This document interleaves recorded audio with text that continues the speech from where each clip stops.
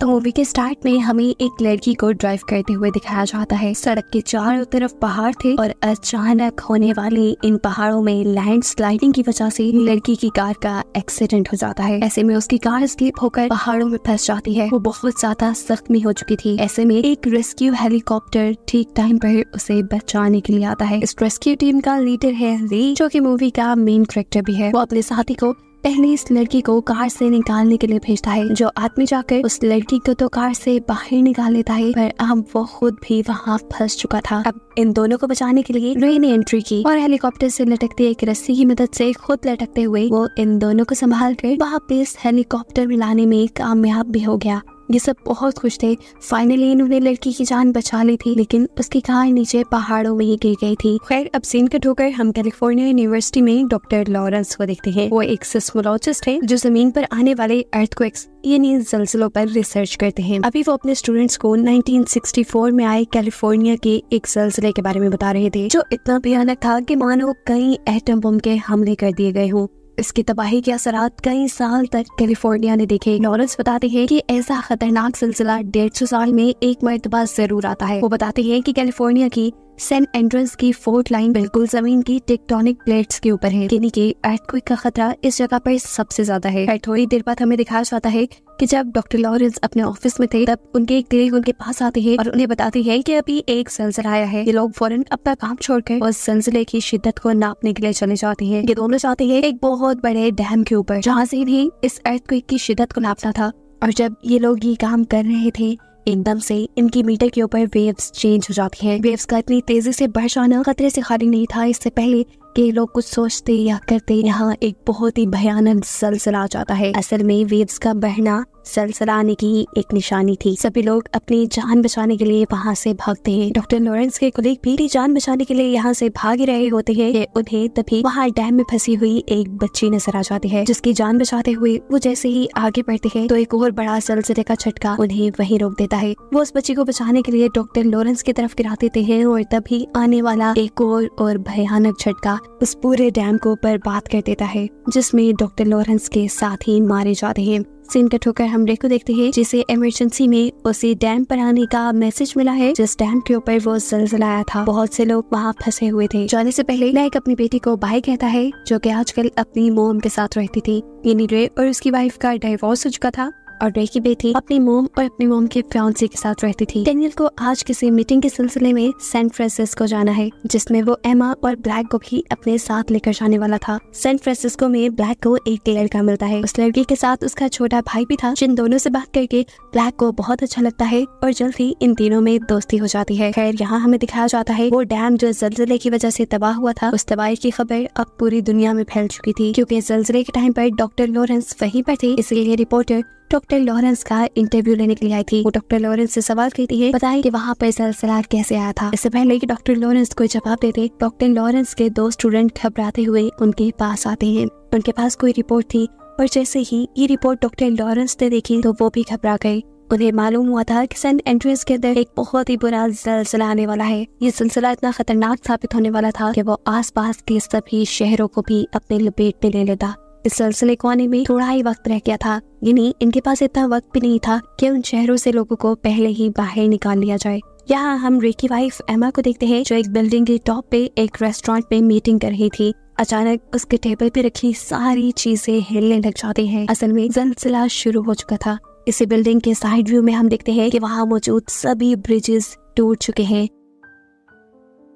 ये बिल्डिंग भी अब इतनी तेजी से हिलने लगी थी कि मानो अभी टूट कर गिर जाएगी। एमा जल्दी से इस मुश्किल सिचुएशन में रे को कॉल करती है, क्योंकि वो चाहती थी कि रे उसे हर हाल में बचाने आ जाएगा। इस टाइम रे, जो कि एक रेस्क्यू ऑफिसर है, वो अभी अपने हेलीकॉप्टर में ही था। वो एमा से कहता है, तुम परेशान नहीं हो, मैं जल्द ही तुम तक पहुंचकर तुम्हें बचा लूंगा। इतने में हमें दिखाया जाता है कि वहाँ धड़ाधड़ सारी बिल्डिंग्स गिरना शुरू हो चुकी हैं। हर जगह अफरा तफरी मच चुकी है। सभी लोग अपनी जान बचाने के लिए चिल्ला रहे हैं। एमा इस टाइम फौरन दोबारा बिल्डिंग के टॉप पर जाना चाहती है, क्योंकि वो जानती है वहाँ उसे रे बचाने आएगा। लेकिन जैसे ही वो स्टेयर्स का दरवाजा खोलती है तो उसे पता चलता है कि बिल्डिंग का दूसरा हिस्सा पूरी तरह तबाह हो चुका है और लोग अपनी जान बचाने के लिए वहाँ लटके हुए हैं। सिर्फ यही नहीं, ऊपर से लोग ऐसे नीचे गिर रहे थे जैसे कोई इंसानी पुतले नीचे गिर रही हो। यहाँ एमा किसी दूसरे रास्ते से बिल्डिंग की टॉप पर तो पहुँच जाती है, लेकिन सिलसिले का आने वाला एक और झटका इस टॉप को भी हिला देता है और इससे पहले कि एमा इसमें दबकर मारी जाती, यहाँ पर रे पहुंच जाता है।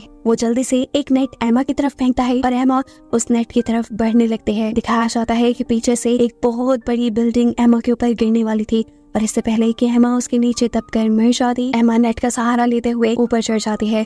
इसी सारी तबाही में रे के हेलीकॉप्टर के ऊपर भी एक बिल्डिंग गिरने वाली थी, लेकिन रे यहाँ अपने हेलीकॉप्टर को टेढ़ा करते हुए बचा लेता है। फाइनली उसने एमा की जान बचा ली थी, लेकिन अब वो ऊपर से देख रहा था कि शहर की हालत बहुत ज्यादा खराब हो चुकी है। वहाँ की सारी बिल्डिंग्स तबाह हो चुकी है। सीन कट होकर हम सैन फ्रांसिस्को का सीन देखते हैं, जहाँ पर डेनियल और ब्लैक एक साथ थी। वो पार्किंग लॉट से एक साथ यहाँ से निकलने ही वाले होते हैं कि अचानक यहाँ पर भी बहुत बुरा ज़लज़ला आ जाता है, जिसकी वजह से इनके सामने वाली जमीन टूटकर इनकी गाड़ी उसमें धंस जाती है। डेनियल किसी तरह इस गाड़ी में से निकलकर अपने आप को बचा लेता है, लेकिन वो अब ब्लैक को इस गाड़ी से नहीं निकाल पा रहा था। वो मदद लेने के लिए बाहर जाता है तो देखता है कि हर जगह अफरा तफरी मची हुई है, बिल्डिंग्स टूट गई हैं और डरकर सब इधर उधर भाग रहे हैं। इतनी खराब हालत को देखते हुए उसे एहसास होता है कि उसे भी अपनी जान बचाने के लिए भागना चाहिए, इसलिए वो ब्लैक को खतरे में छोड़कर ही अपनी जान बचाने लग जाता है। ब्लैक जो अभी भी कार में फंसी हुई थी, इस टाइम उस पे एक लड़की की नजर पड़ती है। ये लड़का वही था जो अपने भाई के साथ सैन फ्रांसिस्को के एयरपोर्ट पे ब्लैक को मिला था। वो भी ब्लैक को पहचान लेता है और यहाँ उसकी मदद करते हुए गाड़ी को एक डंडे के जरिए इस गड्ढे से ऊपर की तरफ निकालते हुए ब्लैक की जान बचा लेता है। अब ये तीनों मिलकर भी जब इस बिल्डिंग से बाहर निकलते हैं तो शहर की तबाही देखकर इनके भी होश उड़ चुके थे। भागते हुए मुश्किल से ब्लैक एक ऐसी जगह पहुंचती है जहां उसे एक फोन मिल जाता है। यहाँ से वो अपने डैड को कॉल करती है और कहती है, प्लीज डैड मुझे बचा ली, शहर की हालत बहुत खराब हो गई है। जवाब में कहता है, घबराओ नहीं, तुम ऐसा करो कि किसी ऊंची जगह पे चले जाओ, मैं जल्दी तुम्हें बचाने आ रहा हूँ। फौरन ही रे अब सैन फ्रांसिस्को के लिए निकल जाता है, जबकि सैन फ्रांसिस्को में हम देखते हैं कि ज़लज़ले के झटके अब रुक चुके थे। सभी लोग सेफ जगह की तलाश में थे, लेकिन यहाँ डॉक्टर लॉरेंस के जरिए हमें मालूम होता है कि सैन फ्रांसिस्को में ज़लज़ले के झटके सिर्फ कुछ ही देर के लिए रुके थे। असल में वहाँ अब इससे भी भयानक ज़लज़ला आने वाला था। अभी उनका ये कहना ही था कि सीन एक और मरतबा सैन फ्रांसिस्को में शिफ्ट हो जाता है, जहाँ वही बुरा और भयानक ज़लज़ला आ चुका है। एक ही झटके ने बिल्डिंग्स को ऐसे गिराया जैसे वो रेत की बनी हो। सभी लोग अपनी जान बचाने के लिए यहाँ दीवारों के साथ चिपक कर खड़े हो जाते हैं। इस टाइम पे यहाँ डेनियल भी था, एमा का फियांसी, जो लोगों को जब दीवार से चिपका हुआ दिखता है तो एक आदमी को वहाँ से खींच के गिराकर खुद वहाँ खड़ा हो जाता है। हवा के अंदर रे और एमा जो कि हेलीकॉप्टर में थे, एकदम से हेलीकॉप्टर का फ्यूल खत्म होने पर उनका हेलीकॉप्टर भी एक मॉल के अंदर क्रैश हो जाता है, लेकिन यहाँ उनकी अच्छी किस्मत कि दोनों की जान बच गई थी। ये लोग अभी आधे रास्ते में थे। इन्हें अपने बेटी की जान बचाने के लिए किसी तरह सैन फ्रांसिस्को जाना था, इसीलिए ये लोग एक कार चुराते हैं और आगे बढ़ जाते हैं। थोड़ी ही दूर जाने पे एकदम से रे को कार रोकनी पड़ी, क्योंकि आगे एक गड्ढा था। उतरकर जब इन्होंने चेक किया तो वो गड्ढा कई 100 मीटर जमीन के अंदर गहरा था। अगर इनकी गाड़ी उसके अंदर चली जाती तो ये कभी ना बच पाते। इस रास्ते से तो अब ये लोग सैन फ्रांसिस्को जा नहीं सकते थे, तो अब ये लोग कोई दूसरा रास्ता सोचने लग जाते हैं। तभी एक बूढ़ा कपल कार में इनके पास आता है, इनसे इनकी मुश्किल पूछता है तो रे बताता है कि हमें हर हाल में सैन फ्रांसिस्को पहुंचना है।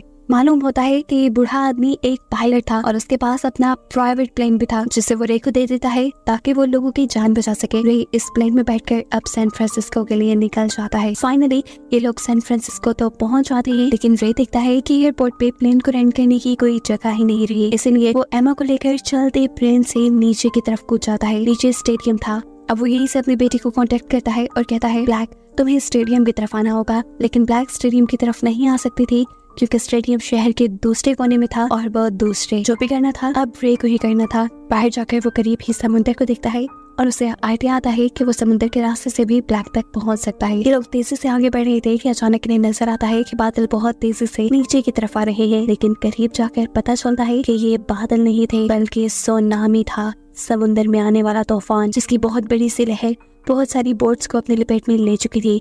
लेकिन रे जो कि एक रेस्क्यू ऑफिसर था, उसे ये सिचुएशन अच्छे से हैंडल करना आती थी। वो अपनी बोट की स्पीड फुल कर लेता है और इस लहर के ऊपर से गुजर जाता है। लेकिन यहाँ भी मुसीबतें कम नहीं हुई, क्योंकि उन्हें नजर आया कि एक बहुत बड़ी सी शिप उनकी बोट को नुकसान पहुंचाने वाली थी। लेकिन रे अपनी बोट को तेजी से दूसरी तरफ मोड़ते हुए इस शिप से तो अपने आप को बचा लेता है, लेकिन हम उसके ऊपर के कंटेनर भी इन लोगों के ऊपर गिरने वाले थे। रे अपनी बोट को कंट्रोल करते हुए इन कंटेनर से भी बचकर आगे बढ़ जाता है। फाइनली ये लोग अब वहाँ पहुंच चुके थे जहाँ उनकी बेटी थी, लेकिन इन्हें यहाँ अपनी बेटी कहीं नहीं नजर आ रही, क्योंकि ब्लैक इस टाइम एक बिल्डिंग के अंदर है। ब्लैक ने अपने मॉम डैड को देख लिया था, वो इन्हें आवाज देती है, लेकिन खिड़की पे लगे हुए कांच की वजह से आवाज उन तक पहुंच नहीं पाती। ऐसे में ये लोग वापस जाने लगे, लेकिन तभी एमा ने नोटिस किया कि उसके हाथ पे ग्रीन लेजर लाइट आ रही है। ये लोग पीछे मुड़कर देखते हैं तो फाइनली ये लोग ब्लैक को देख चुके थे। इससे पहले कि ये लोग आगे बढ़कर ब्लैक को बचा लेते, समुद्र में आया हुआ बुरा तूफान जो इस शहर को पहले से ही लपेट में ले चुका था, उसकी एक और लहर इस बिल्डिंग को तबाह कर देती है और ऐसे जिस फ्लोर के अंदर ब्लैक थी वो पूरा का पूरा फ्लोर पानी के अंदर डूब जाता है। ये देखते हुए रे फौरन पानी में जंप करके अपनी बेटी को बचाने के लिए निकल जाता है। ब्लैक का साथी भी एक स्टिक की मदद से ये कैबिन तोड़ने की कोशिश कर रहा था, लेकिन शीशा बहुत ही मजबूत था, उसके लिए करना नामुमकिन हो रहा था। और तब एमा उसे देखते हुए उसे साइड पे होने का इशारा करती है, क्योंकि अब वो अपनी बोट के जरिए तेजी से उस शीशे को तोड़ देती है। यहाँ हम देखते हैं कि रे भी अपनी बेटी को बचा चुका था, वो भी अपनी बेटी को पानी से बाहर इस बोट के ऊपर ले आता है, लेकिन ब्लैक इस टाइम बेहोश थी। रे उसे होश में लाने की कोशिश कर रहा था, जबकि एमा अपनी बोट के जरिए यहाँ से निकलने की कोशिश में थी, क्योंकि तूफान धड़ाधड़ बिल्डिंग्स को तोड़ रहा था। अब एमा जिस रास्ते से बोट को निकालने लगी थी उसके ऊपर वाली पूरी बिल्डिंग भी टूटने ही वाली थी। इससे पहले कि बिल्डिंग टूटती, एमा फुल स्पीड करके अपनी बोट बाहर निकाल लेते हैं और यहाँ पे जो अपनी बेटी को बचाने की कोशिश में था वो दिखता है कि ब्लैक को भी होश आ चुका है। उसके होश में आने के बाद ये सब लोग यहाँ से निकल जाते हैं। कुछ देर बाद दिखाया जाता है कि ये भयानक ज़लज़ला भी रुक चुका था। समुद्र में तूफान भी इसी ज़लज़ले की वजह से आया था और अब वो भी रुक चुका है। ये पूरा शहर तबाह हो गया है और यहाँ रेस्क्यू टीम्स लोगों को बचाने के लिए आ चुकी हैं। रे ने अपनी पूरी फैमिली के साथ साथ ब्लैक की दोस्त बेन और उसके भाई को भी बचा लिया था और इन्होंने यह फैसला किया था कि बेन भी अब उनके साथ ही रहने वाला है, क्योंकि उसके पेरेंट्स सही थे और यहाँ ब्लैक भी उसे पसंद करने लगी थी। इन लोगों को सेफ और एक साथ दिखाते हुए ये कहानी यहाँ खत्म हो जाती है।